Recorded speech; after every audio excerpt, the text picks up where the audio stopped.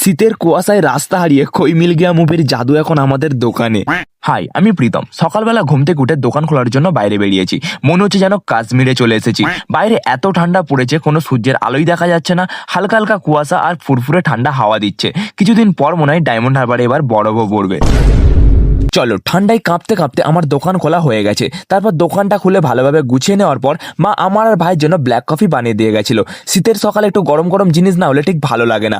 আর এই পারে দেখো, কই মিল গিয়া মুভির জাদু শীতের কুয়াশায় রাস্তা হারিয়ে আমার দোকানে চলে এসেছে। জাদুকে এখন আমার দোকানে আটকে রেখেছি। তোমরা যদি কেউ দেখতে চাও তাহলে আমার দোকানে চলে আসতে পারো। তারপর কফিটা খেয়ে নিয়ে ভাইকে দোকানে বসিয়ে হাঁটতে হাঁটতে যাচ্ছিলাম ডাব্বুর বাড়ি, কারণ আমার নেক্সট ডান্স ভিডিও যেটা আমি কাল আপলোড করব সেই ভিডিওটা ডাব্বুই করে দিয়েছে, আর ভিডিওটা এডিটও ডাব্বুই করছে। তাই ওর বাড়িতে গিয়েছিলাম ভিডিওটা একবার দেখতে। তখন ঘড়ির কাঁটা 11:30 বাজে, আর আমি ওর ঘরে গিয়ে দেখছি ভাই সাহেব এখনো ঘুমাচ্ছেন। ভাই প্রফেশনাল এডিটর, অনেক রাত জেগে এডিট করে, তাই সকালবেলা ঘুম থেকে ওর দেরি করেই ওঠে। অনেকক্ষণ ধরে ডেকে ডেকে ফাইনালি ওকে ঘুম থেকে তুললাম। তারপর ভাই সাহেব উঠে প্রফেসরদের মতো চোখে চশমা পরে ফাইনালি এডিট করতে বসেছিল। আমার নতুন ডান্স ভিডিওটা কাল সন্ধ্যে 6টার সময় আমি আপলোড করব। আমি তো খুব এক্সাইটেড। তোমরা সকলে রেডি তো আমার নতুন ডান্স ভিডিওটা দেখার জন্য?